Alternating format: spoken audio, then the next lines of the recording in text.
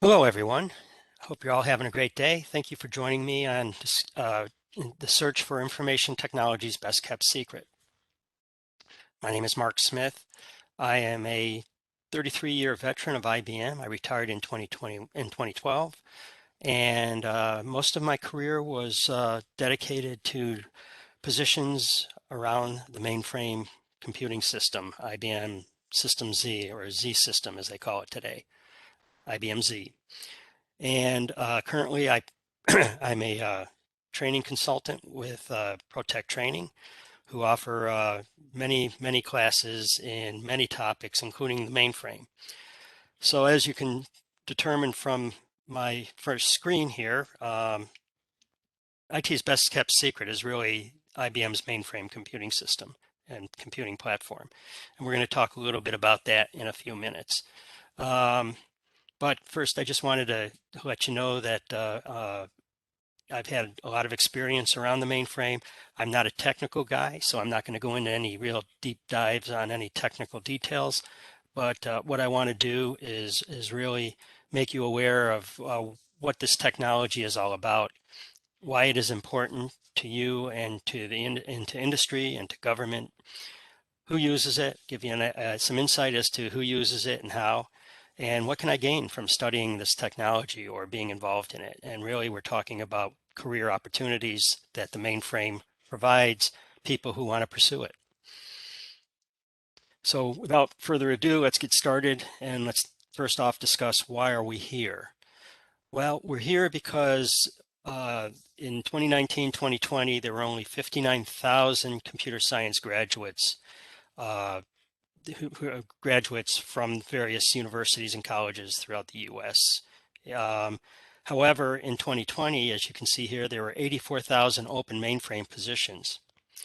And by the way, over the last few years, 10,000 baby boomers are retiring every day. I'm a baby boomer. I retired in 2012, as I mentioned to you. And there are just a lot of folks out there, a lot of baby boomers who are still involved in the mainframe, who are beginning to want to move on. And it's very important for companies that have these IBM Enterprise Systems to backfill these baby boomers as they begin to retire. I like to tell the students that I do talk to from time to time that, hey, how many years does it take to gain 30 years experience, right? It takes a lot of time. It takes 30 years. And given that, a lot of these companies are realizing that they need to bring in new people as quickly as possible to interface with these baby boomers who are looking to retire, so that they can have transfer skills over to them and be able to maintain and run their systems into the future and keep their businesses alive. So that's why we're here. We're really here to try and make sure that you understand what the mainframe is all about and how important it is. And of course, the fact that if you want a job as opposed to, career as opposed to a job, you might want to be looking into the mainframe world and joining it. Size matters. What this really implies here is that you can't excavate a building, no matter how large, really, with a wheelbarrow. You need something bigger. You need something where that you can move the earth with, that you can move a massive amounts of earth with. And likewise in computing and in business, you need to be able to move massive amounts of data. And that's not going to happen on a small tablet or a PC or small systems. You need something that can handle hundreds to thousands to millions of transactions an hour, a day. And those just really don't cut it. So you really need something that's big and powerful and that can handle the throughput of today's modern industries, and being able to move the data and efficiently and with security, etc. And technology continues to evolve. When I was a young boy with a paper route, I bought my first TV, a 12-inch black and white TV. It cost me $250. And nowadays, with the flat screens that are internet aware, wireless, oh my gosh, there's so many apps you can run on them. And you can, frankly, you can buy a small one now for what it cost me for that little black and white TV back in the back in the in the early 70s, late 60s actually. Now I think about it. I'm aging myself, I know. Likewise, cars, the technology in the automobile industry is just bloomed. It's amazing how it's evolved from, you know, having to crank the engine of a car with a hand crank to cars that basically you can drive themselves. And likewise, in the computing world, the top picture here shows a IBM 360, 370. I think that's a 370 actually. And this particular processor filled an entire room, a huge room. I mean, it wasn't, it took up a lot of space. And frankly, it had the power of your digital watch, or less than the power of your digital watch. And nowadays you can see a picture of myself at a trade show in front of the IBM Z machine. And basically the biggest machine, the big machine has the business class, or the enterprise class machine has 2 frames. They're about the size of a large refrigerator, freezer, maybe a little deeper. And you know, these things run 30, 40 billion instructions per second. I mean, it's just incredible the throughput you can get on these things and the amount of transactions you can get through this. And we've got some numbers on that in a future chart. And the smaller system on the right here, I mean, that's the newest frame that they've just put out recently that'll roll in and basically takes the place of a blade, or takes the space of a blade server. So it's more industry standardized, so you can roll them in, roll them out easier, they fit better, etc. So the evolution of the mainframe has gone from a room full of equipment to a couple of racks, or a couple of cabinets that can handle the work. Of course, you still need the disk and the other peripherals, but all the processing power is contained in these two units. So what do all computers have in common? Well, basically zeros and ones. They all have a basic common language, which is the machine language. And all of your programming languages are built to talk to the machines and whittle it down to the basic language.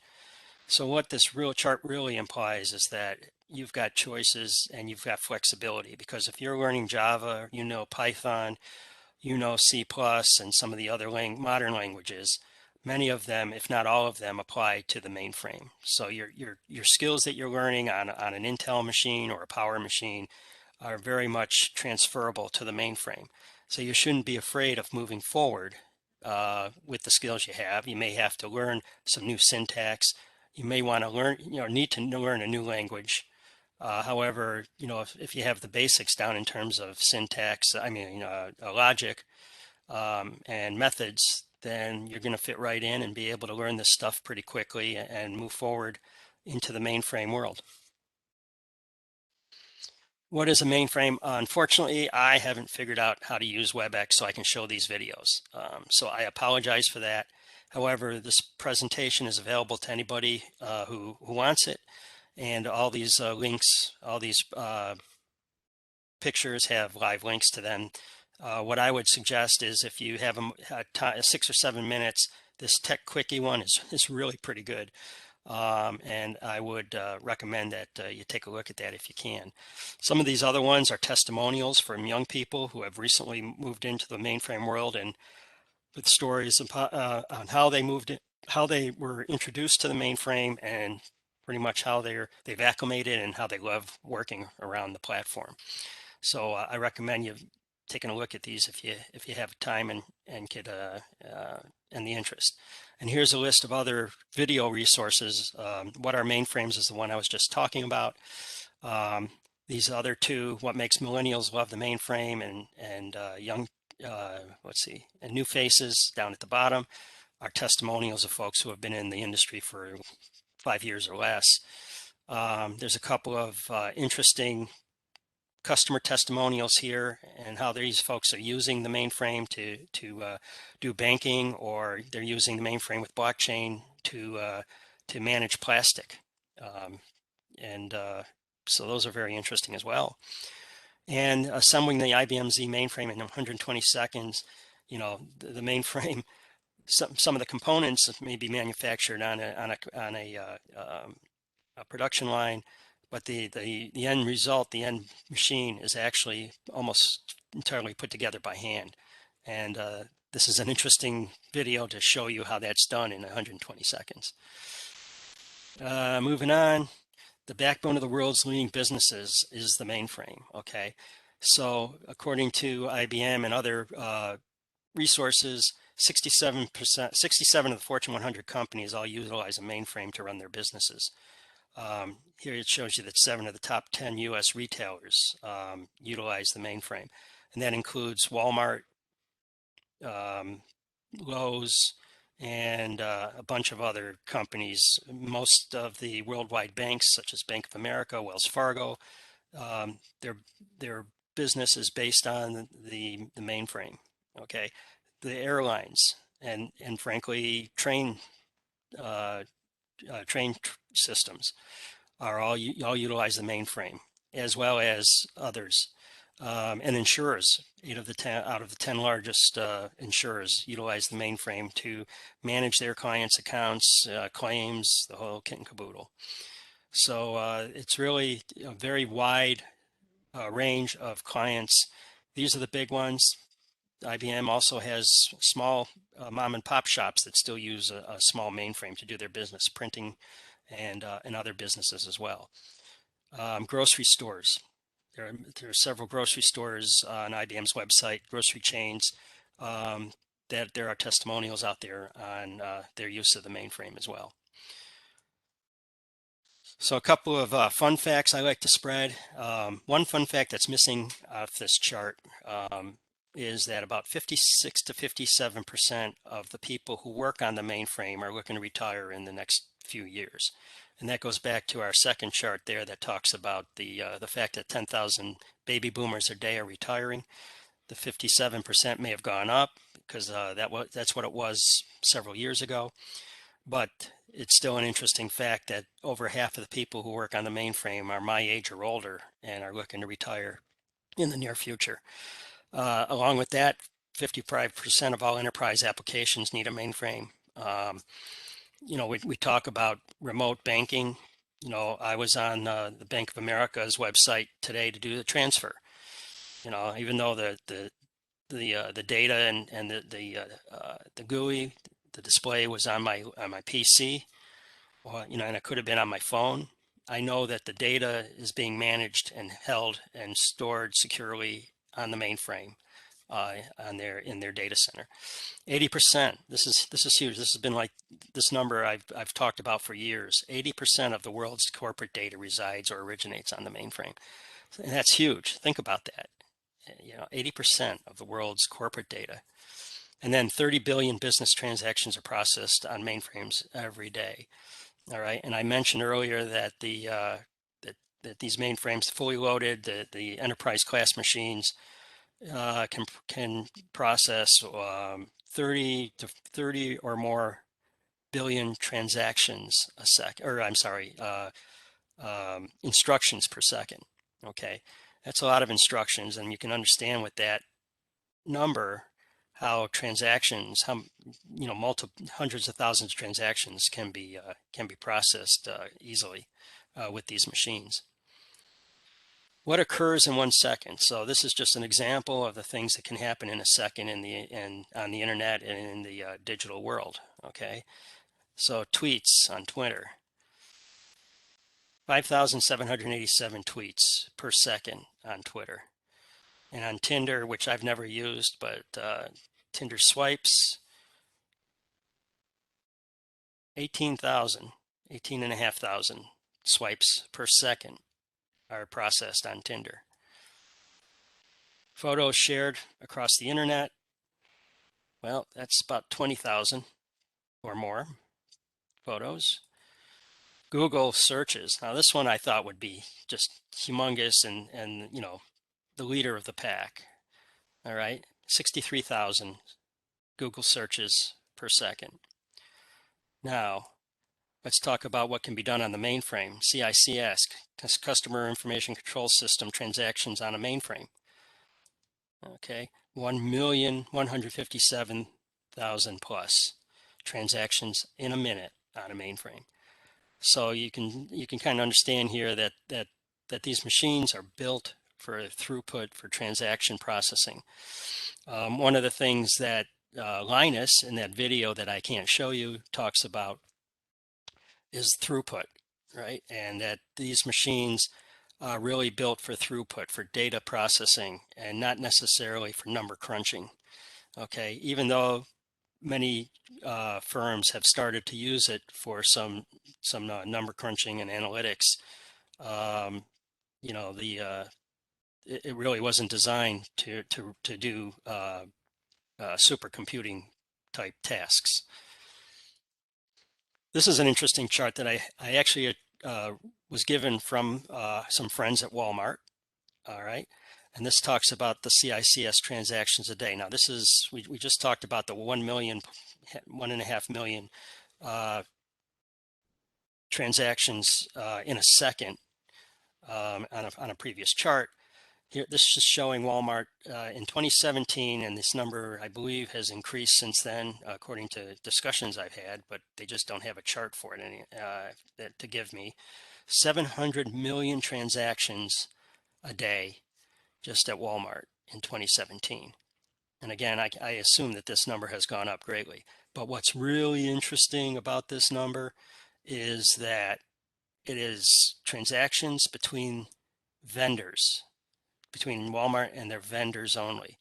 Doesn't include transactions with their customers, right? So, you know, you can only imagine that that's a huge number, not only for Walmart, but for the credit card companies whose credit cards are being used to purchase products at Walmart. So, you know, you think about Walmart, okay, you go to your local Walmart, you know, and some of them are 24/7, and you go in there and there's usually a lot of people in there, even late at night. And then you think about, oh, well, how many Walmarts are there in my city or town? How many Walmarts are there in my state? How many Walmarts are there in the country? And what about Mexico and some of the other countries where Walmart has expanded to, or Sam's Club for that matter? And you know, the numbers are astounding. They're just huge. So here again, 700 million transactions a day just between Walmart and its vendors, not including the customers. IBM's, the name of the mainframe has changed over time. It started in April 7th, 1964, when the IBM 360 was announced. It went to the next rendition was the 370, 390, 3090, and currently it's IBM Z, all right, is the current brand name. We talk about mainframe and world-class server. For a while there, it was interesting because even IBM stopped using the term mainframe because there was a lot of articles, a lot of pundits, you know, a lot of magazines that were saying in the 90s that the mainframe was dead, it wasn't going to survive, people should move to other platforms. And IBM kind of said, all right, we're just not going to call it the mainframe anymore. We're going to call it a world-class server or an enterprise server. Over time, once the mainframe started to support Linux, either both native or as a guest under VM on the or an LPAR on the machine, things started to turn around. And now people talk about the mainframe, and people talk about the IBM mainframe or IBM Z much more openly and with much more confidence in the fact that this thing's going to be around for quite a while. And I do believe it will be. That's why I'm interested in making sure folks who are unaware of the mainframe understand why it's IT's best kept secret. A lot of people don't, you know, don't follow it, don't know about it. You know, you think about IBM and its branding. I used to go into Sam's Club and buy a box of paper that was IBM branded, right? And when IBM sold off their PC unit and started moving into, you know, business to business only as opposed to any business to consumer channels, things started to disappear. I walk into a class of students in high school and I ask if anybody has ever heard of IBM, and if I get one or two students who have heard of IBM, that's a lot. Out of 23, 24 kids. And here in Austin, when I talk to students in Austin, IBM has a location here in Austin. And frankly, I live in an area where there was a high IBM population because when IBM moved people from Boca to Austin, a lot of people settled in this area that I'm in. One or two of the kids may have heard of IBM, and it's like, how do you know? Oh, my uncle, my dad, my next door neighbor worked for IBM. I mean, that's the only reason they know of IBM. So it's really amazing how many people are unaware of the mainframe, the IBM Z, and even IBM brand. And so it was a bit of an eye opener for me anyway when I started talking to students many years ago. Anyway, the names have changed over time. Currently, IBM Z is the current brand name for the mainframe. And by the way, Z stands for zero downtime. So IBM has been very focused on quality, unlike some of the other manufacturers and operating systems that are out there, and making sure that clients, especially the ones who rely on these systems to remain in business 24/7, don't have any outages that could affect their business. Every time as the system stops or people can't get access to data, they lose money, right? So it's very important to IBM. It has been for a long time in the mainframe world anyway, that they minimize the outages. I've talked to clients on the mainframe in my years at IBM who have told me that, we haven't rebooted in years. We haven't had to do an IPL, an initial program load, in years, right? A lot of the components in the mainframe are hot swappable. So if something fails, the machine says, this failed, I'm going to roll this workload over to another part of the machine. I'm going to call IBM and have them come in and fix me, and let's keep going. Fantastic and phenomenal technology. Fundamental strengths, we talk about transaction processing. We talked a little bit about the fact that the throughput is amazing, 30 billion transactions a day across many clients and machines. Data serving ability, the mixed workloads.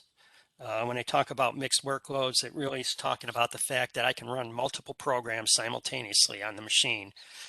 And by the way, I can run 5 operating systems simultaneously on the machine, with each one being separated and secure without the worry about other systems or applications interfering with what I'm doing. The 5 operating systems you may or may not know about are ZVM, or the Z Virtual Machine, ZVSE, or ZVSE, ZOS, which is the flagship operating system, which most of the larger companies utilize, and ZTPF, which is the Z Transaction Processing Facility. That is the program that many airlines use for their ticketing and scheduling, as well as many of the credit card companies use ZTPF for the high volume transactions that they require to process your credit card charges. It's operationally efficient. Talks about the economics on the right side, 68 for 6, 68% of production workloads, but only 6% of the IT spend. And that's because you can spread the cost of applications across multiple virtual machines or LPARs on this machine.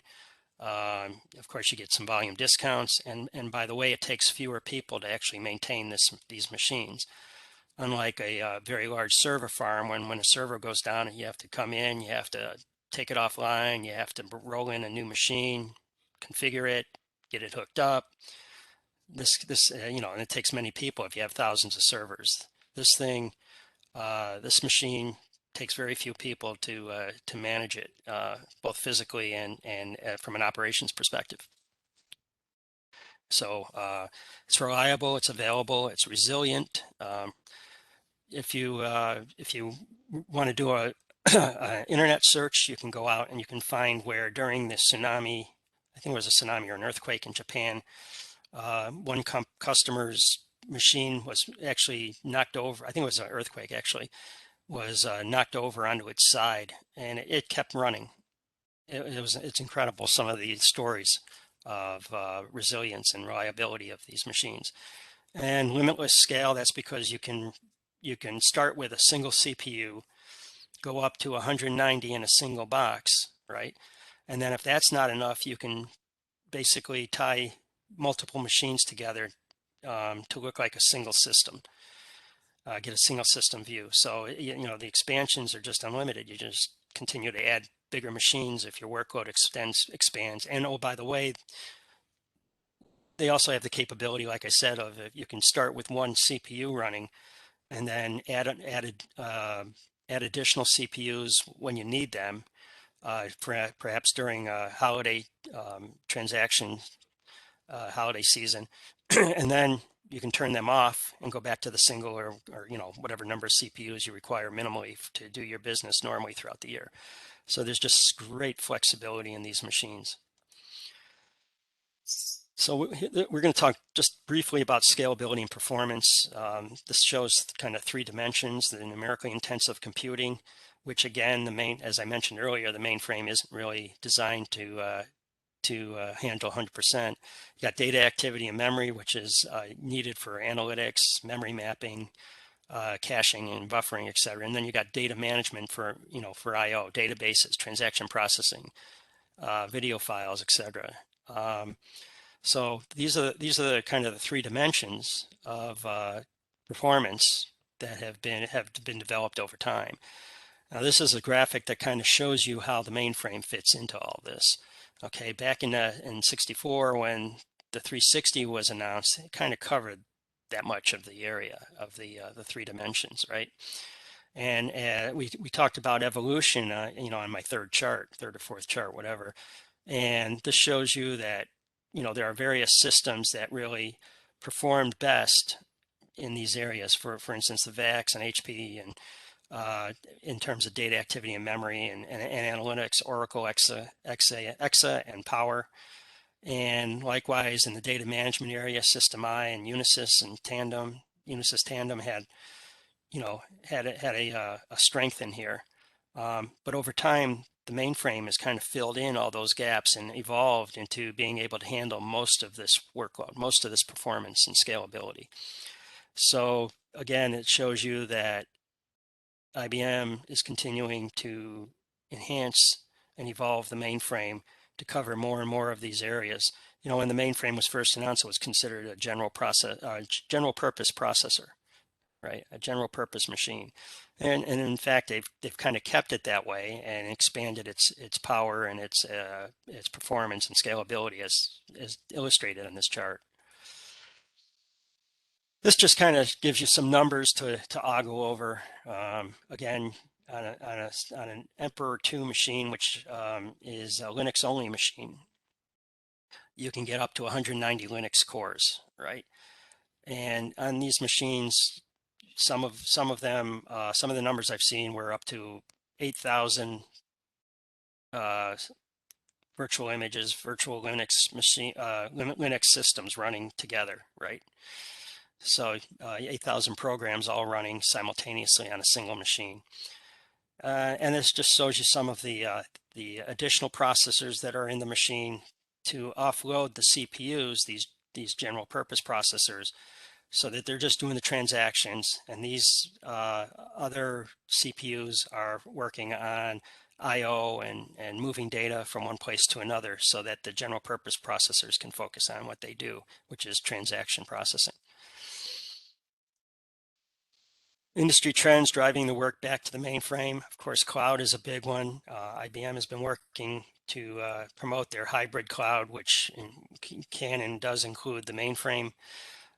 Big data security is important. The newest Z15 machine has onboard automatic encryption, so that anything that going in and out of the machine platform is secure. And especially in today's world of security breaches and data, stolen data. I mean, that's very important to folks like myself who bank, with multiple banks and, want to make sure that our data is secure. Blockchain, analytics, and DevOps, of course, are biggies as well that are trends on the mainframe and supported by the mainframe. So what does this all mean? What happens if I don't have a mainframe? Well, air traffic control is managed by the mainframe.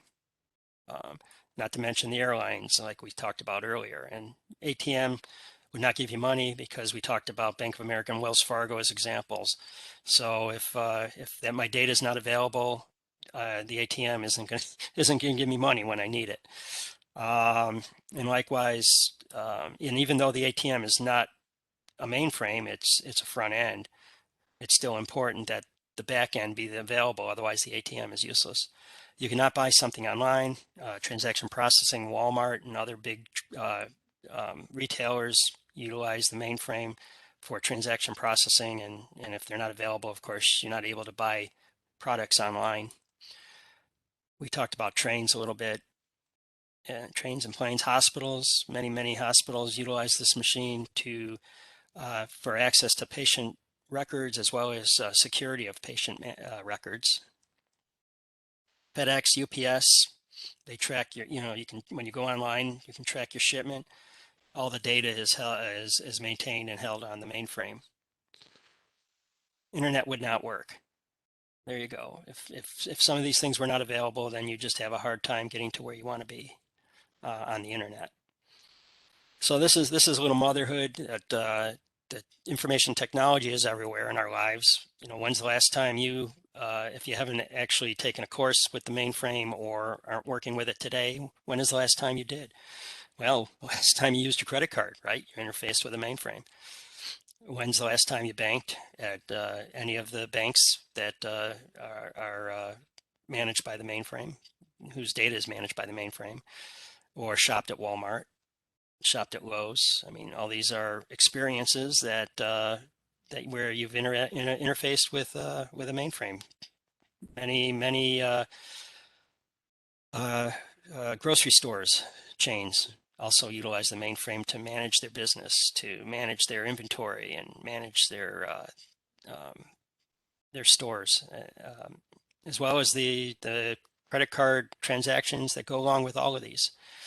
And mainframes do extreme computing. Again, we're talking, machines that run 30 billion instructions per second, hundreds to thousands of transactions a day, or millions of transactions a day, as per the chart we saw from Walmart.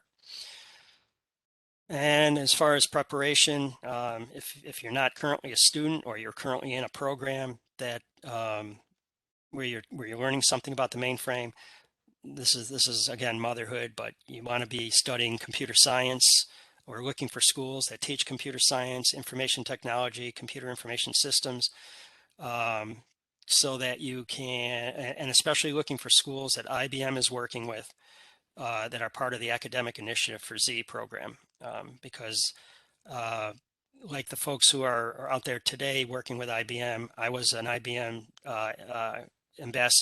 academic initiative ambassador for Z, for the mainframe, when I was working for IBM. I went out and tried to recruit colleges and universities to teach mainframe topics. Was successful at a few, not successful at others.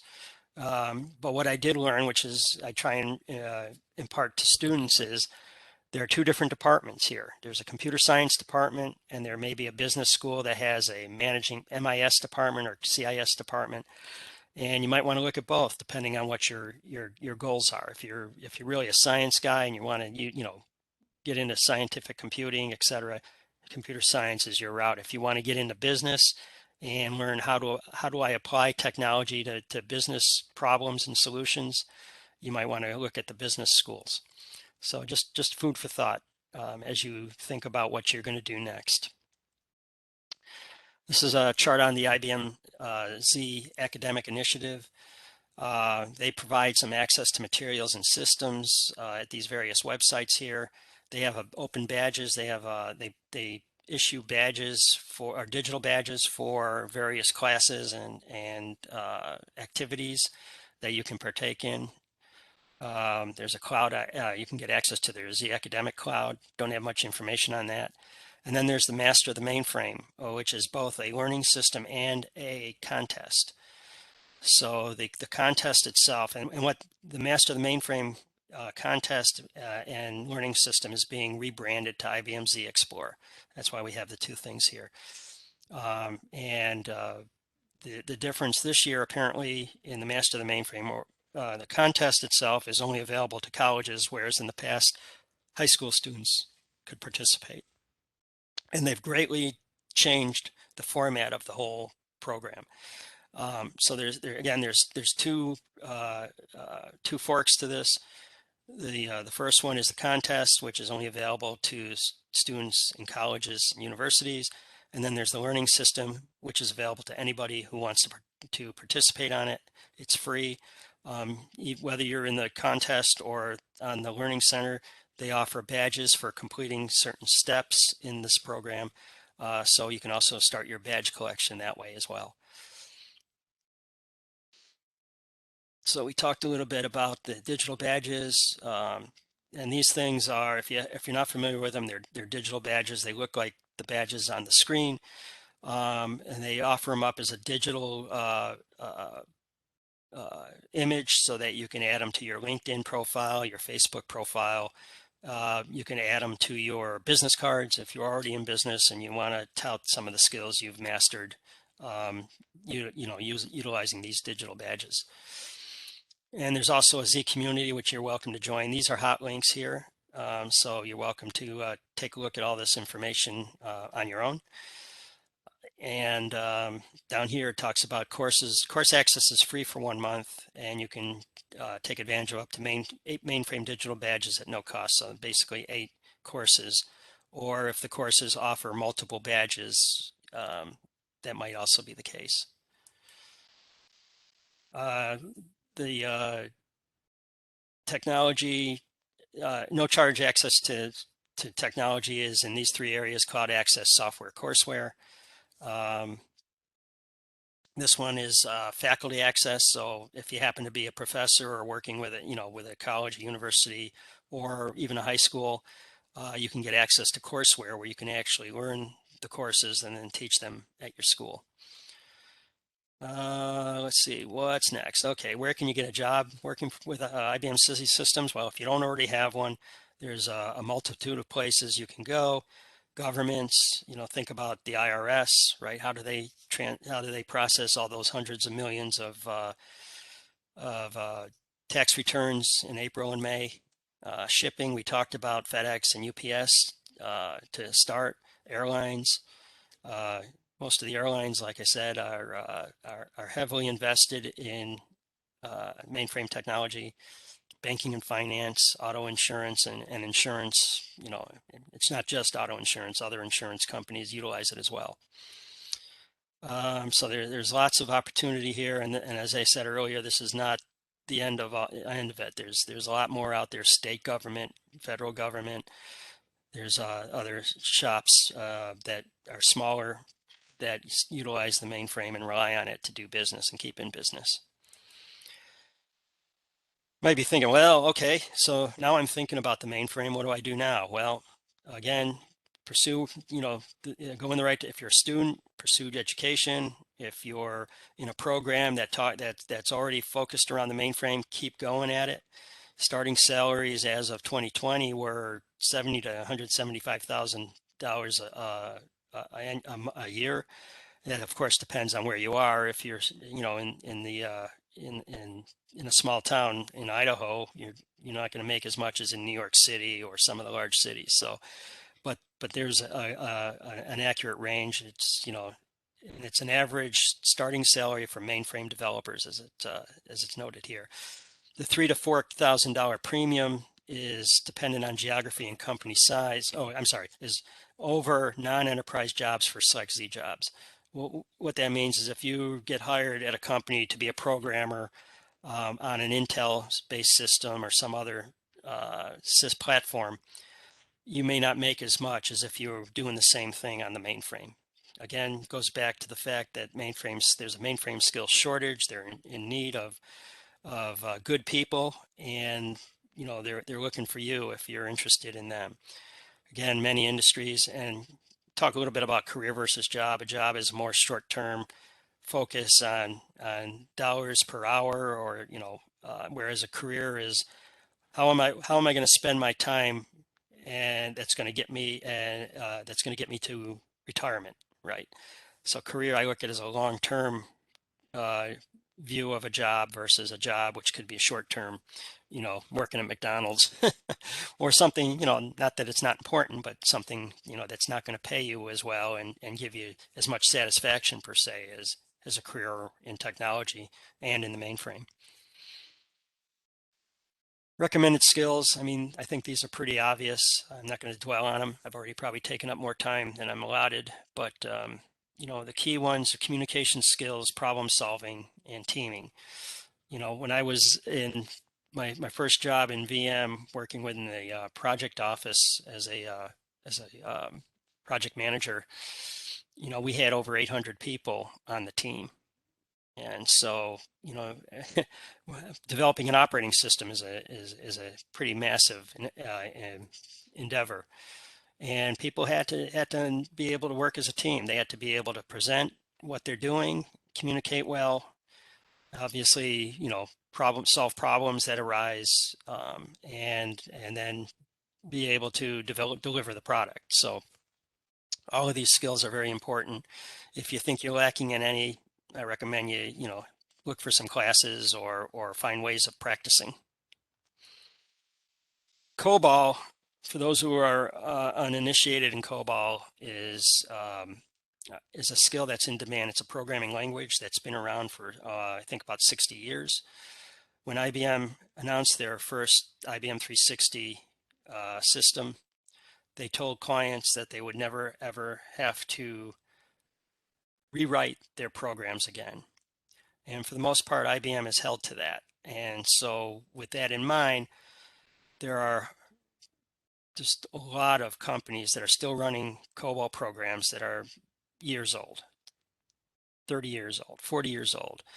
And what they need is people who can come in, understand the COBOL applications and modernize them, integrate them into the web, integrate them into mobile apps. That doesn't mean there's no facility to utilize other programming languages, but of course, in order to do that, you have to understand COBOL. So there's a lot of companies out there looking for COBOL skills, and there's very few universities that teach it. I was working with a university here in Texas that had a COBOL program. Actually got them involved in IBM's academic initiative. They were utilizing IBM's mainframe to teach their COBOL class.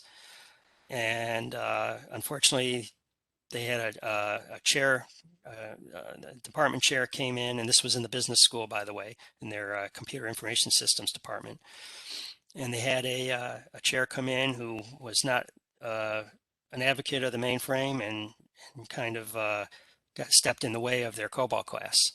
So there's still a lot of people out there that don't understand the mainframe, that don't understand the opportunity that the mainframe offers to people like you to start their careers around a very vibrant platform. Here's a couple of articles. There's a fun fact: 220 billion lines of COBOL code in production today. And Cobol turned 60. That's where I got that number.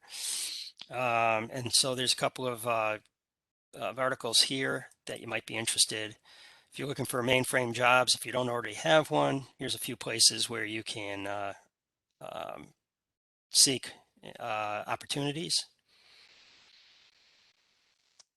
We talked a little bit about the Master of the Mainframe or the Z Explorer. I'm not going to dwell on this, but it's been going on for quite a while. I think in 2019, they had 17,000 students, 120 countries. Got the chance to meet this young lady at Share in Fort Worth last year, beginning of last year, before COVID stopped everything. She was a 2018 winner, global winner. I think she was a 2019 winner as well. I think that's on the next chart. Yep. So she actually won it twice, and this young lady now works for IBM. So if you're interested in contests, this particular contest sets up a lot of the winners and the people who complete the program. Whether you're a winner or not, if you complete the program, there's a lot of companies that'll take a look at you. And many of the folks who do utilize the contest, that's the first experience they've had with the mainframe, and they're looked at very critically and with desire when they complete the program, because they've demonstrated an innate knowledge of what's going on, and the willingness to learn, which is important. Here's some additional references. These are for anybody who wants to get a hold of this particular presentation and take it out to students in your area. I've written 2 articles. These are them, and you're welcome to click on them and take a look. And then this particular article is very new. It's a 2021 article that came out that articulates the types of jobs that are specifically being looked at after in the mainframe world, with a comparison of the non-mainframe environment in regards to job opportunities. So I recommend you take a look at that if you have a moment. And with that, I'm going to say thank you. This is contact information for IBM. If you wanted to learn more about the academic initiative, you can do ibm.biz/Z academics. Here's an email address if you have specific questions about IBM's programs and the academic initiative program, the Z Explorer, Master the Mainframe, or any of those digital badges. You can contact them. And this is the cover chart. So this is my contact information. Feel free to give me a shout out if you want a copy of this particular presentation, so you can get access to the links and everything else. And with that, I'll thank you very much for your time, and I'll bid you adieu and good luck in your mainframe career.